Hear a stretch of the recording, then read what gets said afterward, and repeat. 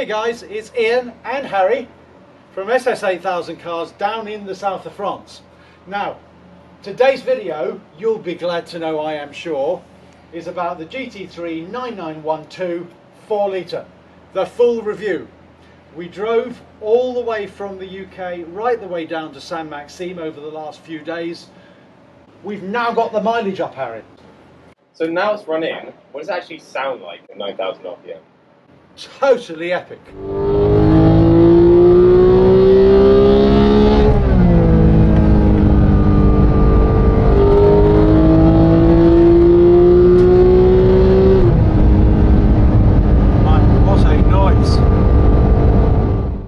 So the model before this was a 3.8 litre. For this they upped it to a 4 litre, which gave it a nice increase to about 500 horsepower. But more importantly, because the large displacement, you got a large increase of torque, which really helps the drivability of the car. Yeah, I'd certainly on the way down, Harry, the drivability of this was better than the previous generation, no question. Excellent. More importantly to me though is the way it looks. So it's the colour for me that does it. So what made you go for this? Well, do you know, I have always wanted a matte car, and I just felt that this was the time. The thing that bothered me slightly was I couldn't get it up on the Porsche configurator, which meant that I had no real idea what it was going to look like until the car arrived. And the other factor, of course, was if it was going to be all matte grey, would it be a bit bland? Which is why I'm guessing you went for the the red wing mirrors, red wing tips. I saw it on a previous GT3 or an RSR race car, and I just thought the wing mirrors and the end plates and the spoiler just lifted the car enough, and then of course combined with the edging on the black alloy wheels. Since the previous generation, Porsche redesigned the front bumper. This was to help increase airflow to the 3 primary radiators behind the front bumper. These radiators provide cooling to the engine, which due to the size increase now obviously needs more cooling. Yeah, I think also you can see quite clearly that the front of the spoiler comes quite a long way forward, denoted in a sense by the fact that I've managed to get my whole of my front number plate onto the front spoiler, something you couldn't have done in the previous generation car. This being a GT model, you definitely have the extra mandatory mesh inside the front bumper, which is obviously giving extra air. And looks good. And it does look good.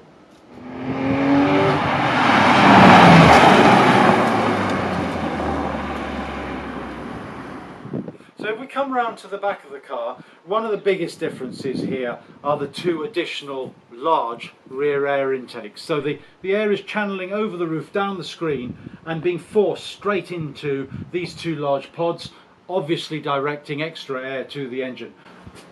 They also look quite good. They look really good. Yeah.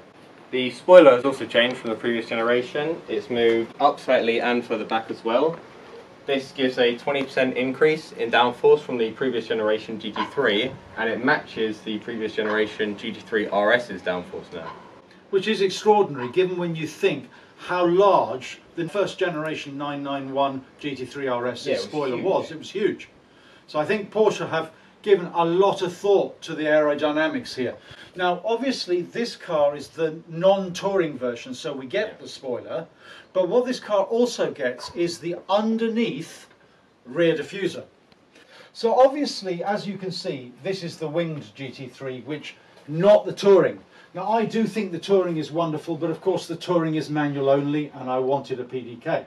But what they have done from the previous generation 911R model is they've taken the underneath aerodynamics. So you can see there's a whole section of diffuser here right behind the exhaust system with the wings channeling the air to provide extra downforce. This car is probably the most stable car I have ever driven on the roads. The downforce is tremendous.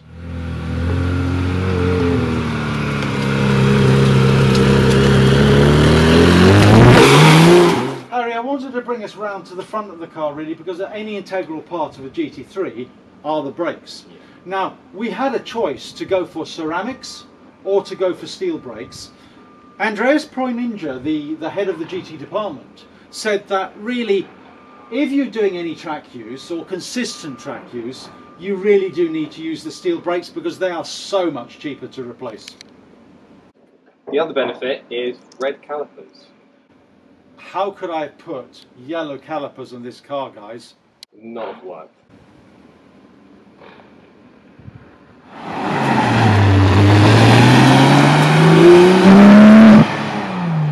Okay guys, let's get in.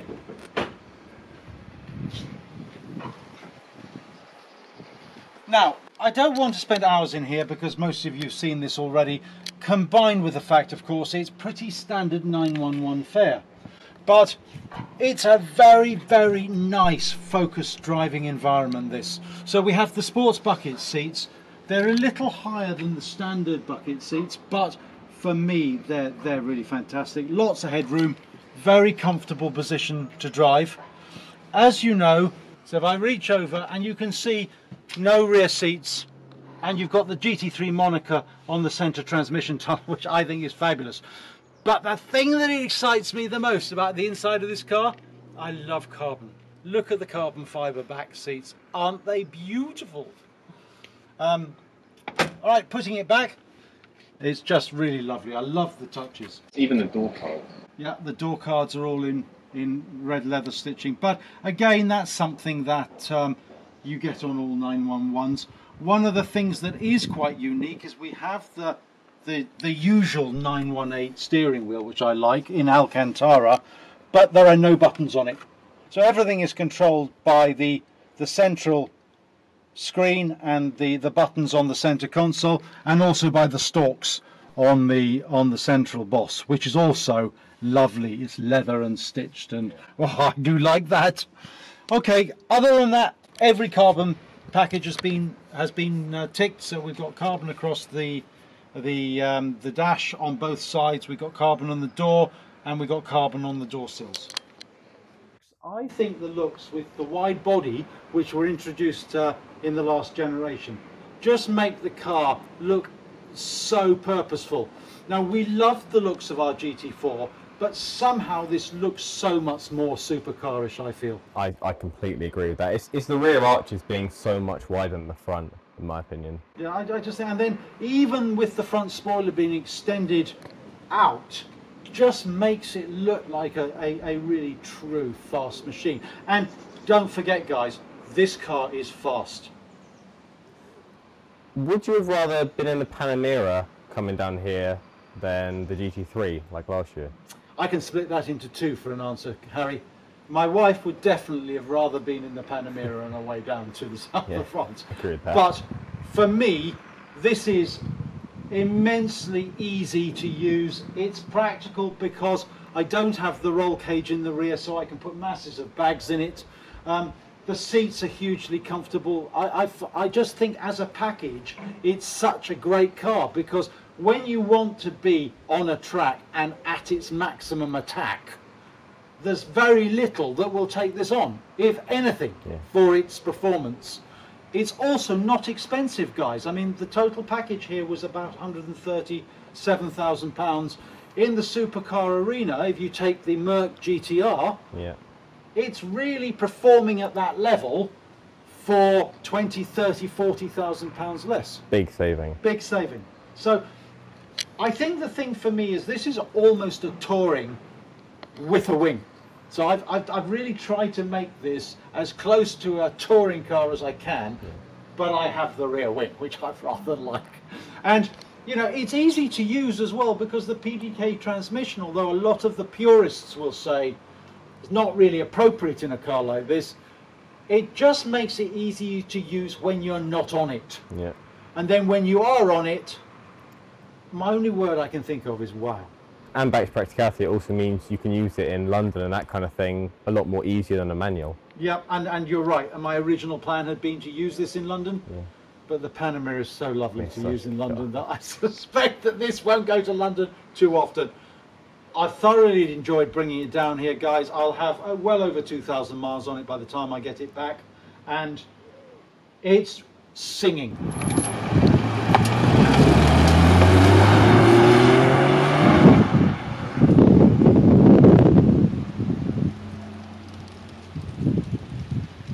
Thanks for watching, guys. we've really enjoyed doing the video on the GT3. It's Ian and Harry from SS8000 Cars signing off. Cheers.